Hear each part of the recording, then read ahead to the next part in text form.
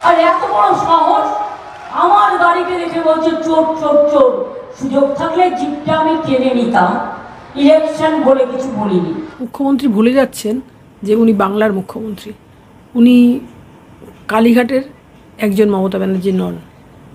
আমরাই তো সিপিএমের মারাত্মক অত্যাচারের পরে ওনাকে মুখ্যমন্ত্রীর চেয়ারে বসিয়েছিলাম। তখন নন্দীগ্রাম সিঙ্গুর অলরেডি হয়ে গেছে, সেই সময় মানুষ পরিবর্তন করেই কিন্তু ওনাকে মুখ্যমন্ত্রী করেছিলেন। ওনার মুখে এই জিপ টেনে ছেড়ে দেওয়া, এই কথাটা তো খুবই স্বাভাবিক। উনি যে পরিস্থিতি থেকে উঠেছেন, যে পরিবেশ থেকে উঠেছেন, সেখানে উনি তো এইসব কথা বলবেনই। কিন্তু ওনাকে চোর বলবে না তো কাকে বলবে? বুদ্ধদেব ভট্টাচার্যকে?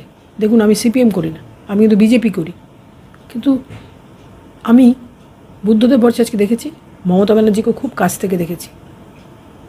মমতা ব্যানার্জি অনুপ্রেরণা ছাড়া একটা পিঁপড়েও কিন্তু অন্তঃসত্ত্বা হতে পারে না। সেই রকম মমতা ব্যানার্জির জানতেন না যে পার্থ চ্যাটার্জি বাড়িতে এত টাকা জোগাড় নাই, জানতে পারেন, কিন্তু মমতা ব্যানার্জিকে কোনো ইঙ্গিত পাননি। তারা ওনাকে চোর বলবে না তো কাকে চোর বলবে? আমি দেখেছি আমাদের পাড়ায় যারা এখনও বামপন্থী করেন বা সিপিএম করেন, তারা সবাই কর্মরত বা চাকরি করেন, কিন্তু চাকরির বিনিময়ে কেউ টাকা নেননি। তারা চাকরি দিয়েছেন নিজের পার্টির লোকেদের। তৃণমূলে তার অন্যথা হয়নি, কিন্তু তৃণমূলের তো এইখানেই দুর্নীতি, এইখানেই দুর্নীতি। শিক্ষিত ছেলেমেয়েদের চাকরি দিয়েছেন, হাজার হাজার কোটি কোটি লক্ষ লক্ষ টাকা নিয়েছে, তো তাকে চোর বলবেন নাকি অন্য কাউকে চোর বলবেন? আপনি কি খাবেন লিখে দেবে সকালবেলায়, চা খাও, চায়ের সাথে গোমূত্র খাও।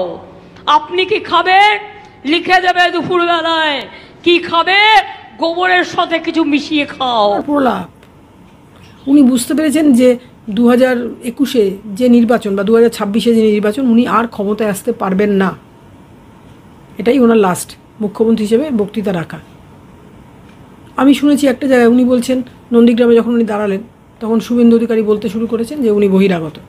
তখন উনি বলছেন যে আমি বাংলার মুখ্যমন্ত্রী, আমি বহিরাগত, আর তুই কে? শুভেন্দুকে উনি তুই বলতে পারেন, কিন্তু উনি কোনোদিনও ব্যক্তিগতভাবে শুভেন্দুকে তুই বলতেন না। শুভেন্দু তুমি, বা শুভেন্দু তোমার কি করা উচিত। শুভেন্দু ওনাকে কিন্তু যথেষ্ট সম্মান দিয়ে কথা বলতো। উনি বলতেন তুই কে, তোর কত সম্পত্তি আছে। শুভেন্দুদের সম্পত্তি কিন্তু আজকের নয়, শুভেন্দু অধিকারী বা শিশির অধিকারী সম্পত্তি কিন্তু আজকের নয়। শুভেন্দু অধিকারী যদি এতই খারাপ ছিলেন, তাহলে শুভেন্দু অধিকারীকে সেচমন্ত্রী করতে কে বলেছিল? কার পারমিশন নিয়ে উনি সেচমন্ত্রী করেছিলেন? সেদিনও শুভেন্দু বোধহয় তখনও চুরি করতো, এখনও চুরি করে, কিন্তু শুভেন্দু চুরি করে না। শুভেন্দু কিন্তু একটা ভালো বাড়ির ছেলে, একটাই গ্যারেন্টি, চুরি করা। তাহলে ওনাকে চোর বলবে না, তুই অন্য কাউকে চোর বলবে? ওনাকে যদি চোর চোর বলে, তাহলে ডায়মন্ড হারবার অভিষেককে কিন্তু ডাকাত শুনতে হবে। তাহলে ওনার বাড়ির ছেলেমেয়েরা বাংলা মিডিয়ামে পড়ে না কেন? এত বাংলা পক্ষে ওনারা, ওনার বাড়ির ছেলেমেয়েরা অভিষেক থেকে শুরু করে তৃণা পর্যন্ত, আমি সব কটার নাম জানি, কিন্তু অভিষেক বন্দ্যোপাধ্যায় তিনি নবনালন্দায় পড়তেন। আকাশ, সে অবশ্য পুরুলিয়া রামকৃষ্ণ মিশন থেকে মাধ্যমিক পাশ করেছে কিনা জানা নেই।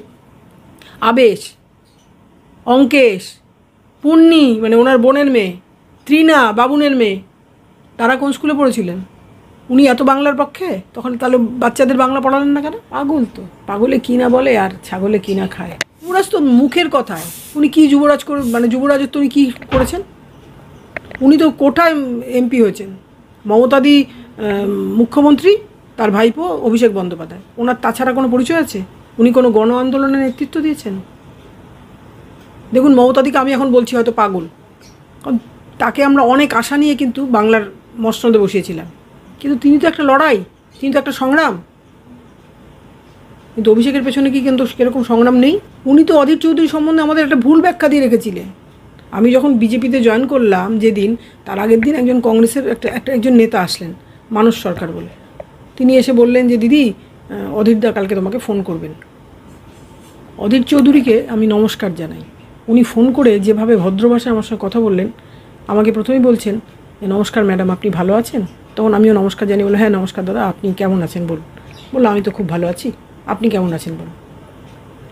তারপরে আমি ভাবলাম উনি তো অধীর চৌধুরী সম্বন্ধে খুনি ফুনি সব বললেন। উনি অধীর চৌধুরীকে টিকিট দেওয়া হয়েছিল, সুলতান আহমেদকে টিকিট দেওয়া হয়েছিল, আবুদাকে টিকিট দেওয়া হয়েছিল বীজপুরে, তার শঙ্কর সিংকে টিকিট দেওয়া হয়েছিল রানাঘাটে।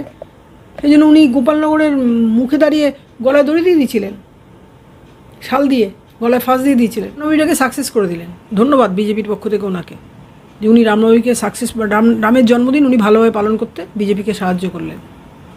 রাম তো হিন্দু ধর্মের দেবতা, উনি সেই দেবতাকে মানছেন না নাকি মানতে চাইছেন না? তাহলে উনি জগন্নাথ মন্দির করতে গেলেন কেন দীঘাতে? পুরীতে আমি শুনেছি মমতাদিকে কিন্তু কেউ পছন্দ করে না। পুরীতে বলে মমতাদি একদম হিন্দু বিরোধী। তখন আমি বলি যে না না, এরকম বলবেন না, আপনি হিন্দুদের অনেক কালী পুজো টালী পুজো করেন। বলে ও কালী পুজো করতে পারেন, কিন্তু আপনি বলতে পারবেন না দিদি যে মমতাদি হিন্দুর পক্ষে, উনি তো একদম হিন্দু বিরোধী। একটা পাগল। আমার মেয়েটা এখন দিদির কথা শুনে হাসে, বলে ও মা দেখো দিদি ক্যা ক্যা কু কু, উনি বিভিন্ন মানে ক্যারিকেচার করতে থাকেন। উনি বাংলার মুখ্যমন্ত্রী, আমরা ওনাকে অনেক আশা নিয়ে, তৃণমূল কংগ্রেসটা অনেক আশা নিয়ে তৈরি করেছিলাম। উনি দেবকী ছিলেন, কিন্তু আমরাও কিন্তু সব যশোদা ছিলাম, যাতে আমরা মানে যশোদা থেকে তৃণমূল কংগ্রেসটাকে আমরা প্রস্ফুটিত করতে পারি। উনি কী বলছে?